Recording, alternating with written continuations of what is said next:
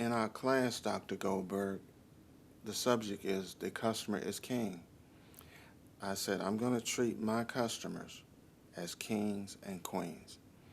So September the 9th, I started selling Lincolns and Mercuries in Virginia Beach. And I excelled at it. I took care of my clients. I would pick up cars if it needed service, leave my company car, go back and pick it up. In 1984, I was one of 10 African Americans out of 130 in the country that was selected to train for my own dealership with Ford Motor Company. It was like going to Harvard or Yale, and I had 20,000. It took 50 to get in. So one of my clients, Richard Hirschfield, that I saw, and his father and mother was a dentist. So Richard Hirschfield had came back from California. He was Mr. Muhammad Ali's attorney. They had bought property and hotels in Virginia Beach. And he got Mr. Ali to put up the $30,000 in an escrow account. I didn't know him like I know friends, and so when I would come to Detroit to the Ren Center, all the big wigs with Ford would have me set with them. And they said, you know, the champ call and check on you every month. And how's he doing? I said, I don't know him like that. I'm just one of the hundreds of people that he has helped along the way. And I was training in Northern Virginia, living in Virginia Beach, and a young lady, Mr. Ruckel, was raped at Howard University. And I went into a spiral. That old tape came back because when I was aboard ship in 1971 during the fall, it was a beautiful day, I thought. The sun was shining. We were headed to Guantanamo Bay. And one of my friends, Enoch Boyd, told me, he said, come over in my department. I'm going to show you a picture of my sister-in-law. She's gorgeous. So I went over there after lunch. I ran down the gangway, and it was two senior guys. One was on the top bunk, and the other one was standing up giving him oral sex. It blew my mind. So I ran back up, went in the galley, and my friends, they called me Hoon. So you look like you've seen a ghost. So the two guys came in the galley, and they rolled their eyes at me. And they said, well, they ain't staring at you like that. I said, I don't know. So that night, I was headed back to my berthing compartment, and they accosted me. One held me down while the other one raped me. Then the other one held me down. And when he finished, he urinated on my back. And then he said, well, to make that nigga suck our dick. And I told him, I said, you have to kill me. I took a shower for about 3.5 hours. That was a tragic.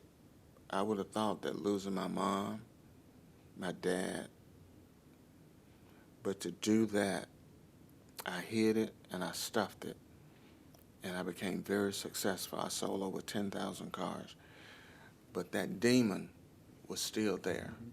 Anytime a child is raped, a woman, the churches, those old tapes, and the nightmares, I still have them.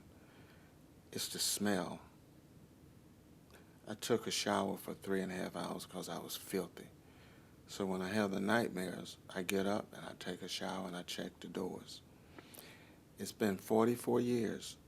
So August 1st, actually July 31st, I got on my knees that Saturday night of this year. I said, God, I've given you 80% of my life. I want to give you 100. If you allow me to get up tomorrow and go to church, I want to forgive those guys. I want to leave it at the altar. August 1st, I went back to my seat. Seemed like some type of warm sensation just went down my body. I got in my car. It was bright and it was glowing. After 44 years of allowing those guys to have power over me, I've forgiven them. If they needed a blood transfusion and I was the only one, I would do it. If they were hungry, I would take them to my house and let them eat out of my finest china. Because to forgive is to be forgiven, and I'm free.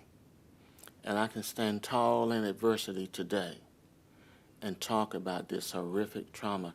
Men get raped in the military too, and so do women. And it needs to be put out into the public. Men get raped too. And we being men, we're so ashamed and that guilt. You know, I never could, like the homophobic jokes and stuff, I walk away. Don't participate in that kind of stuff. Cost me 2 marriages. I've asked if I was bi or homosexual. Mm-hmm. It cost me business opportunities. In 2000, I moved to Atlanta from Virginia Beach, and my son was at Auburn University. So I drove down to Auburn University, and on the way back, I saw this billboard with the baseball legend, Mr. Hank Aaron. And it said, Hank Aaron BMW, take the next right. So I pulled in the front. I walked in, and the receptionist says, sir, I saw Mr. Aaron, his door was cracked in his secretary's office. Sir, do you have an appointment? I said, I'm okay. I said, Mr. Aaron, do you have a minute? I had my portfolio. And he said, well, yeah. And then a gentleman named Sidney Barron came up, and he was the general manager. I showed him my portfolio. He introduced me to Mr. Aaron, and I became his star BMW salesman. I was walking across the showroom one day, and he put his hand on my shoulder like I was his son. He said, Bob, are you okay? I said, I'm grateful. He said, you grateful? I said, I'm eternally grateful. I'm working for an icon, a legend. My son is at Auburn University. He put his hands around me. He said, we're glad to have you. I wanted to tell him then about the trauma. Sure. Because I work hard during the day, and I would drink at night. And he told me, as long as my name is on this building, you got a job. The nightmares, took a week off. I just abandoned my job. He called me and sent his psychiatrist over to my house. And I went back to work. I sold a car. It was called the Z8. They only made 300. It was like $135,000. People was marking them up 15, 20 grand. So I sold that car that next day, and I made $2,000 commission. About 3 months later, the nightmare, the shackles, I got drunk, abandoned my job.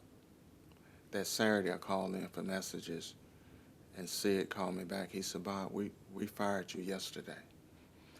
I wanted to tell them then, but I was too ashamed. And when I came here from Atlanta in Detroit, December the 3rd, 2007, I called a Greyhound bus. I was broke. I had to leave a lot of memorabilia, a lot of clothes. My 83 classic Mercedes, a young lady had messed that up because she was jealous. She saw another lady driving it. So I'm in Atlanta.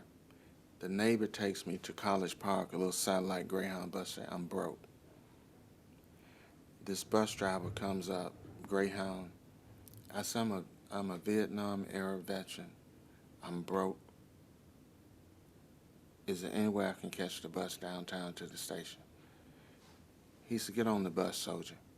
Sit right here. Thank you for your service.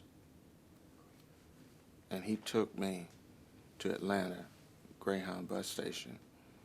And I called Sidney here, so they went down and paid for my fare. The ironic thing, God put angels. Yes. I'm hungry. I asked one man, I'm a diabetic. He said, get away from me. I sat down, this big tall gentleman sat down beside me. He was going to Utah. And he said, you hungry? He hurt my stomach. I said, I'm starving. I don't know how much money he gave me, but he bought me food. I got on the bus. we in Kentucky. We stopped at another bus station that had a Hardee's, and I told the bus driver the same thing. I was hungry. He said, "Get in line, get anything you want." We got to Ohio.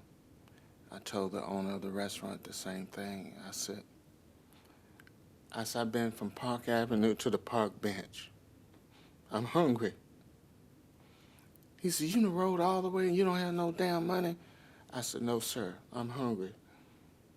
"You a veteran?" I said, "I'm a Vietnam area Navy veteran, sir."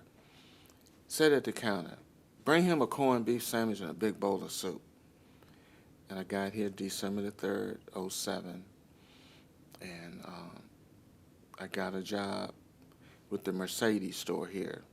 Those demons are still with me, and I was doing real well, and the owner told me, he said, this was like March of 08. He said, "Bob, you got 12 Mercedes sold already? It's just the 20th? I said, "Yes, sir." He said, "You and I are going to do well." I had took one of his cars unauthorized and hit one of the Michigan potholes, and I parked it way back in the inventory. I said, "Oh, my God, I need to tell him." And I was going to tell him about the trauma also.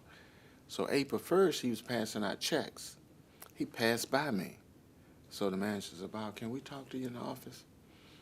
And Mr. Jackson said, "Bob, you've been driving my cars," because it took a fingerprint to get the key out. And he said, "The wheel and the tire took $1,000 out.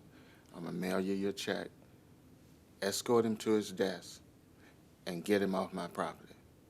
I said, "I'm a diabetic. I need my money." So I went to the hotel, and about 15 minutes later, the manager knocked. He gave me my check. I called a taxi. I went and got alcohol, and I drank. April 15, 08, I called the same taxi. It brought me to John Dingell VA Medical Center. And I told him everything. I started getting help.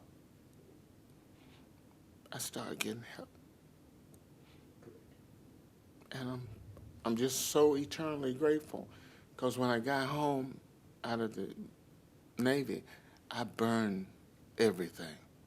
The uniform, the shoes, the cap. I didn't want to have anything to do with it. Did you keep your records? They have my records because, I'm service connected for that trauma. I had to really, really fight for it. Because they wanted evidence that you tell somebody. I didn't. I was too ashamed. And I met this lovely young lady, fall of 2010. Both of us were thinking suicide. So I was at this hospital on the mental health ward, and I saw her, and we started talking, we started dating, and I shared and revealed my darkest secrets with her. We broke up Father's Day of this year, and it was very traumatic, but she has a very, very disrespectful son that's 18. It's like he's the parent and she's the kid, and that type of arena, I've never participated, nor will I. I'm very grateful to be here in Detroit, disabled veteran. I volunteer. I'm in an intense transitional IOP program now for the PTSD, and they have me on the list to go. They put a consult in Bay Pines VA Medical Center in Florida. I'm told that it is the #1 VA facility that handles post-traumatic stress, military sexual trauma. I don't know why they call it military sexual trauma. It's rape. Yeah. It's like an affair. It's adultery. So I'm on the waiting list. I graduate from this program next Tuesday, and I've learned to embrace